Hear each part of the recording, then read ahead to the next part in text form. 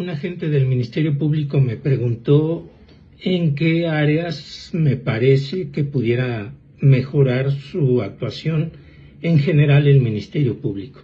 Entonces me puse a hacer una listita y bueno, rápido, aquí puse algunas que me parece que son sobre ese particular. No prepara las carpetas, no lee con anticipación las carpetas, lo pretende leer sobre la marcha y a veces ni para leer tienen la habilidad. Una muy mala es que seguido llegan y dicen: no soy el titular de la carpeta, solo vine a hacer acto de presencia y a pedir que se difiera porque la titular renunció. Y bueno, resulta que esa titular en efecto renunció, pero ya hace casi un mes. Ya no pueden andar diciendo esa disculpa, ¿no? Olvidan el principio de unidad del Ministerio Público y causan grave retraso al proceso y un dispendio económico enorme, porque cada audiencia es cara, ¿no? Están hojeando sobre la marcha buscando la información. Manejan mucho con fraseología, es decir, repiten artículos del Código Penal. Por ejemplo, dicen que una persona actuó dolosamente porque conocía los elementos objetivos del tipo y quiso el resultado. Pero no te explican de una manera lisa y llana, comprensible, lo que es el dolo, ¿no? Repiten el nombre de los peritos, que me parece que no es indispensable. Igual el número de los oficios, mediante oficio número tal, y te dan un número enorme que me parece que tampoco es importante. También la fecha del oficio. Si la investigación se inició hace apenas 2 días, pues obviamente las fechas corresponden a esos 2 días, no pueden ser otras, ¿no? Reiteran mucho la marca del vehículo, el modelo del celular, y a veces, entre tanta vez que lo dicen, se equivocan en las características. Refieren mucho la muletilla de su señoría. Sí, su señoría. Enseguida, su señoría. Una vez le dije a un licenciado: por favor, licenciado, ya no repita más la palabra su señoría. Y me dijo: discúlpeme, su señoría. Parece chiste, pero fue real. No tienen claro cuándo inician las 48 horas del plazo de retención. No aplican el artículo 140 del Código Nacional.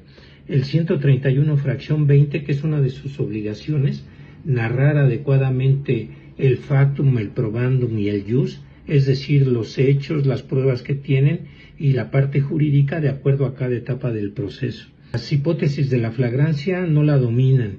Los 7 momentos de la flagrancia tampoco.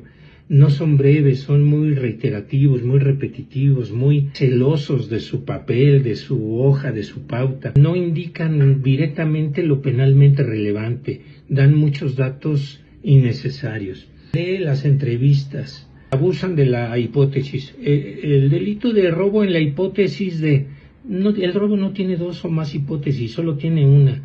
Luego le suma las de las calificativas, muchas más la palabra hipótesis. Dicen que es agravado calificado cuando me parece que esos son simplemente sinónimos. Incurren en algunas imprecisiones que repercuten en el principio de legalidad. Hablan de que el hecho tiene una apariencia de delito y eso me parece que no es correcto, ¿no? No manejan los elementos del dolo adecuadamente, no manejan el fraseo, o sea, ya que te dijeron el tipo y las agravantes, no te dicen de manera rápida y concreta si es un delito de acción u omisión, si es un sujeto autor o partícipe y qué forma específica, si es instantáneo, permanente, continuo o continuado, si es doloso o culposo y si es consumado o en tentativa.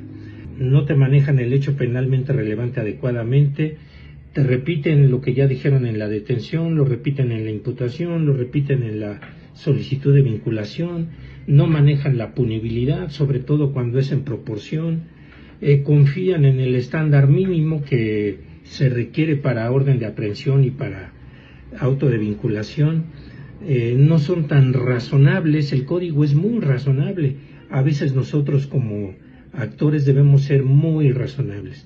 Olvidan el 316 fracción 4, es decir, que existen las causas de exclusión del delito. Mencionan mucho el derecho penal de autor, no respetan la intervención mínima, sino se van a la intervención máxima, no manejan el test de razonabilidad.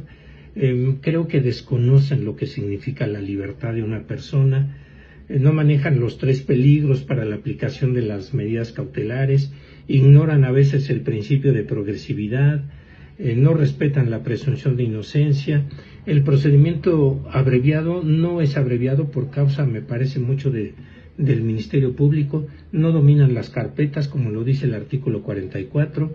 No solo te deben manejar la conducta y los datos de prueba de esa conducta, sino los elementos que la vuelven delictiva, es decir, que sea típica, que sea antijurídica y que sea culpable. Los anteriores ingresos no los recaban o no los recaban con completitud y te los enuncian de forma desordenada, no le dan una cronología ni le dan coherencia. Entre otras cosas, les recomiendo que se inscriban al maxicurso. Vamos a empezar el módulo del proceso penal apenas el 31 de este mes de julio.